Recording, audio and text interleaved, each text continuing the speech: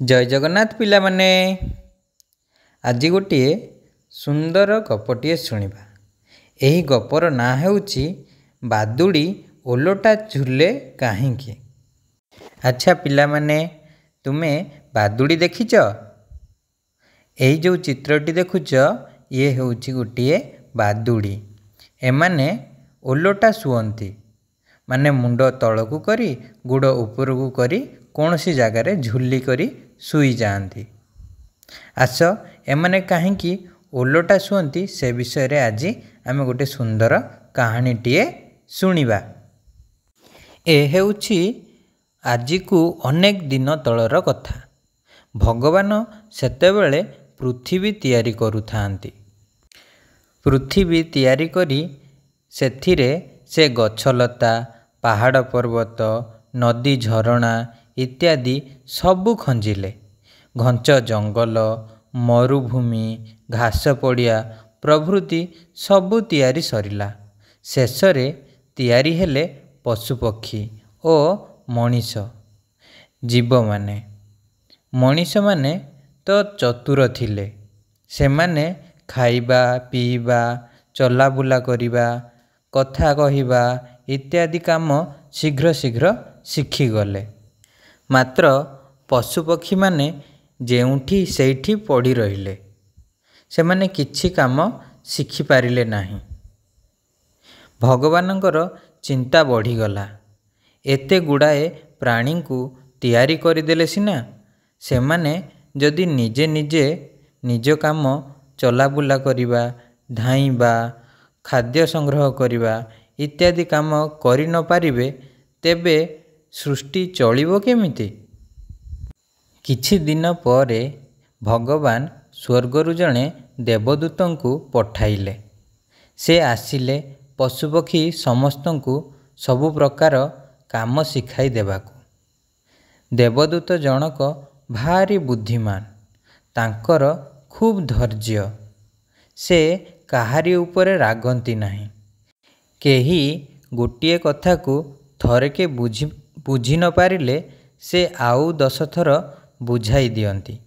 केउ प्राणी की प्रकार कथा कहिबो से केमिति चालिबो बा उड़िबो कौन खाइबो इत्यादि सबु गोटी गोटी करी बताई दियंती। सकाळे और संजे 2 ओली चाहाली बसे।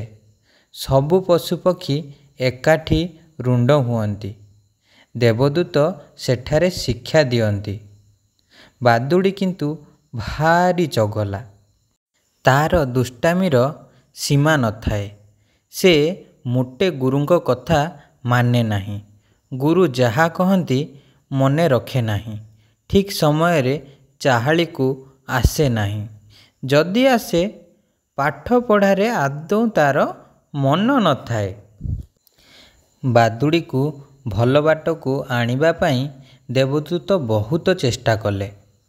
तांकर दुख बादुड़ीटा दुष्टामी करी किछि शिखि पारिबो नाही। पछरे पुणी अनुताप करिबो। कारण से निजे तो सबुदिन एमिति पृथ्वी रे थाई पाठ पढ़ाउ नथिबे। केतेबेले डकरा आसीगले से स्वर्ग को फेरी जिबे। तेणु बादुड़ी सकाशे से बहुत जत्न कले। किंतु बादुड़ीर तो बदमाशी करिवार इच्छा। से पाठ पढ़िबो कोउठु? प्रतिदिन चाहाली भांगिले गुरु निज विश्राम स्थान को चली जाती। बादुड़ी निजर बहादुरी देखाई अन्यान्य पशुपक्षी को कहे, देखिल गुरु को केमिति आज मु बोका बनई देली। मते कहउछंती एमिति बस सेमिति उठ एया कर ता कर। मु कौन तुम मानक भली ओलू होइछि जे एते कष्ट करिबी? मु किछि कथा मानिबी नाही। जंगलर अन्यान्य पशुपक्षी बादुड़ी को बहुत बुझाइले। देख बादुड़ी तू वर्तमान जदि किछि शिखिबाकू चेष्टा न करू तेबे परे आउ शिखि पारिबू नाही। किंतु बादुड़ी काहारी कथा न शुणी ହସି ଉଡ଼ାଇ ଦିଏ। ଥରେ ବାଦୁଡ଼ି ଏମିତି ବାହାଦୁରୀ ଗପୁଛି। ଗୁରୁ ପଛରେ ଆସି ଠିଆ ହୋଇ ସବୁ ଶୁଣୁଥାନ୍ତି। ସେ ଜାଣିଲେ ଯେ ଏଇଟା ହେଉଛି ପାଜିଙ୍କର ଉସ୍ତାଦ। ସେ ରାଗିଯାଇ ବାଦୁଡ଼ିର କାନ ମୋଡ଼ି ତାକୁ ନେଇ ଗୋଟାଏ ଅନ୍ଧାରୁଆ ଗଛ ଡାଳରେ ତଳକୁ ମୁଣ୍ଡ କରି ଲଟକାଇ ଦେଲେ। କିଛି ଦିନ ପରେ ଭଗବାନଙ୍କଠାରୁ ଡାକରା ପାଇ ଦେବଦୂତ ତାଙ୍କ ସ୍ଥାନକୁ ଫେରିଗଲେ। ହେଲେ ବାଦୁଡ଼ି ସବୁଦିନେ ସେମିତି ତଳକୁ ମୁହଁ କରି ଝୁଲି ରହିଲା। ଦିନଯାକ ସେମିତି ଅନ୍ଧାରୁଆ ସ୍ଥାନରେ ଲୁଚିଯାଏ। ରାତି ହେଲେ ଚୋରଙ୍କ ଭଳି ବାହାରି ଖାଦ୍ୟ ଯୋଗାଡ଼ କରେ। ଅନ୍ୟାନ୍ୟ ପଶୁପକ୍ଷୀଙ୍କୁ ସେ ଲାଜରେ ମୁହଁ ଦେଖାଇପାରେ ନାହିଁ। ଗୁରୁଙ୍କ କଥା ନ ମାନିବାରୁ ବାଦୁଡ଼ି ଆଜି ସାରା ଜୀବନ ଅନୁତାପ କରୁଛି। ଆଚ୍ଛା ପିଲାମାନେ, ଜାଣିଲ ନା ଏବେ ବାଦୁଡ଼ି କାହିଁକି ମୁଣ୍ଡ ତଳକୁ କରେ ଆଉ ଗୋଡ଼ ଉପରକୁ କରି ଶୋଇ ରୁହେ? ଆଚ୍ଛା ପିଲାମାନେ, ଆମେ ଏହି କାହାଣୀରୁ କ'ଣ ଶିକ୍ଷା ଲାଭ କଲେ?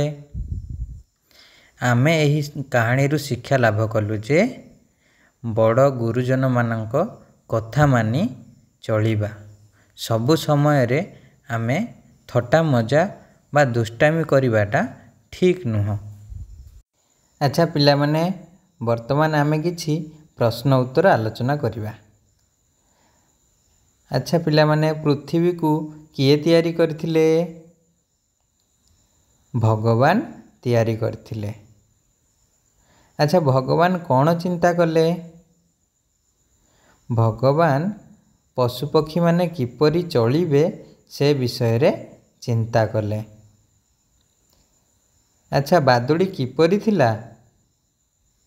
ବାଦୁଡ଼ି ଦୁଷ୍ଟ ଥିଲା। ଭଗବାନ କାହାଙ୍କୁ ପୃଥିବୀକୁ ପଠାଇଲେ? ଭଗବାନ ଦେବଦୂତଙ୍କୁ ପୃଥିବୀ ପୃଷ୍ଠକୁ ପଠାଇଲେ। ଦେବଦୂତ ଜଣକ ବାଦୁଡ଼ିକୁ କ'ଣ ଦଣ୍ଡ ଦେଲେ? ତାକୁ ଅନ୍ଧାରୁଆ ଘରେ ଓଲଟା ଲଟକାଇ ଦେଲେ। ଆଚ୍ଛା ପିଲାମାନେ, ଏହି କାହାଣୀଟି ଯଦି ତୁମକୁ ଭଲ ଲାଗିଛି ତାହେଲେ ଲାଇକ୍, ସେୟାର ଆଉ ସବସ୍କ୍ରାଇବ୍ କରିବ। ଆଉ କମେଣ୍ଟରେ ଆଉ କେମିତି ଆମେ ଭଲ ଗପ କହିପାରିବା ସେ ବିଷୟରେ ମୋତେ ସଜେସନ୍ ଦେବ। ଧନ୍ୟବାଦ। ଜୟ ଜଗନ୍ନାଥ।